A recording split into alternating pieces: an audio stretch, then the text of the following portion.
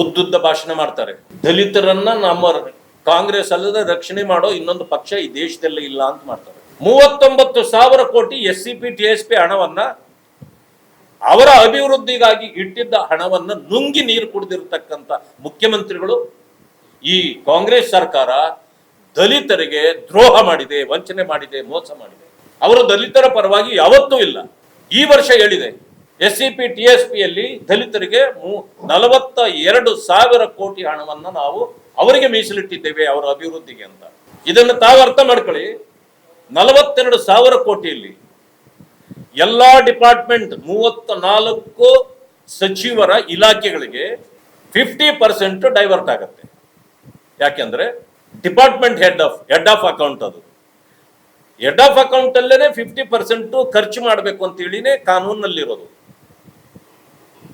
ಆ ಕಾನೂನು ಪ್ರಕಾರ 50% ಹೋದ್ರೆ 21,000 ಕೋಟಿ ಉಳಿಯುತ್ತೆ. 21,000 ಕೋಟಿಯಲ್ಲಿ ಇವರು ಹೇಳಿದ್ರು 52,000 ಕೋಟಿ ಗ್ಯಾರಂಟಿಗಳಿಗೆ ಇಟ್ಟಿದ್ದೇವೆ ಅಂತ.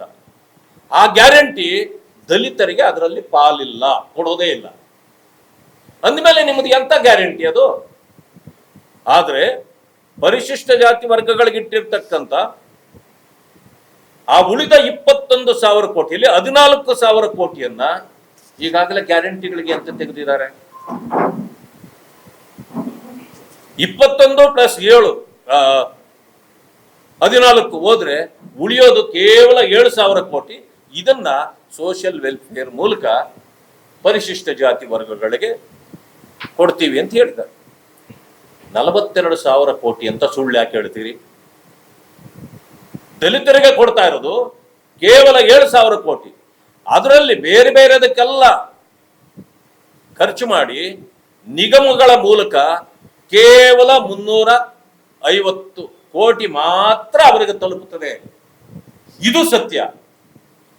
ಉಳಿದಿದ್ದು ಸಿದ್ದರಾಮಯ್ಯನವರು ಹೇಳ್ಬೋದು, DK ಶಿವಕುಮಾರ್ ಅವರು ಹೇಳ್ಬೋದು, ಅಥವಾ ಯಾರೇ ಮಂತ್ರಿಗಳು ಹೇಳ್ಬೋದು, ಇದೆಲ್ಲವೂ ಸುಳ್ಳು. ದಲಿತ ಸಮುದಾಯಗಳಿಗೆ ಸೇರಿದ ಕೆಲವು ಮಂತ್ರಿಗಳು ಇದ್ದಾರೆ. ಅವರಂತ ಗುಲಾಮರನ್ನ ನಾವು ಯಾರನ್ನು ನೋಡ್ಲಿಕ್ಕೆ ಸಾಧ್ಯನೇ ಇಲ್ಲ. ದಲಿತರಿಗೆ ಅನ್ಯಾಯ ಆಗ್ತಿದ್ರು ಅವರೇ ಡಿಪೆಂಡ್ ಮಾಡ್ತಾರೆ. ಮೊನ್ನೆ ಮುಖ್ಯಮಂತ್ರಿಗಳು ಒಂದು ಕಡೆ ಹೇಳ್ತಾರೆ, ಇಲ್ಲ SCP TSP ಹಣನ ನಾವು ಗ್ಯಾರಂಟಿಗಳಿಗೆ ತೆಗೆದಿದ್ದು ಸ್ವಲ್ಪ ತಪ್ಪಾಗಿದೆ, ಆದ್ರೆ ಬೇರೆ ಮಾರ್ಗ ಇಲ್ಲ ನಮಗೆ ಅದಕ್ಕೆ ಅಂತ. ಆದ್ರೆ ಇವರೇ ಹೇಳ್ತಾರೆ ದಲಿತರ ಹಣ ದಲಿತರಿಗೆ ಕೊಟ್ರೆ ತಪ್ಪೇನು ಅಂತ.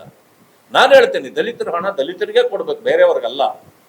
ಆದ್ರೆ ನೀವು ಮಾಡ್ತಿರೋದೇನಂದ್ರೆ ಗ್ಯಾರಂಟಿ ಹಣ ಅವ್ರಿಗೆ ತಲುಪಿಸದೆ ನೀವು ಅವ್ರಿಗೆ ಇಟ್ಟಿರತಕ್ಕಂಥ ಹಣದಲ್ಲಿ ಕೊಡೋದು. ಅದೆಂತ ಗ್ಯಾರಂಟಿ ಅದು? ಈ ರೀತಿ ಅನ್ಯಾಯ ಆಗ್ತಾ ಇದೆ ಅಂತಕ್ಕಂಥದ್ದನ್ನು ನಾನು ಹೇಳಲಿಕ್ಕೆ ಬಯಸ್ತೇನೆ.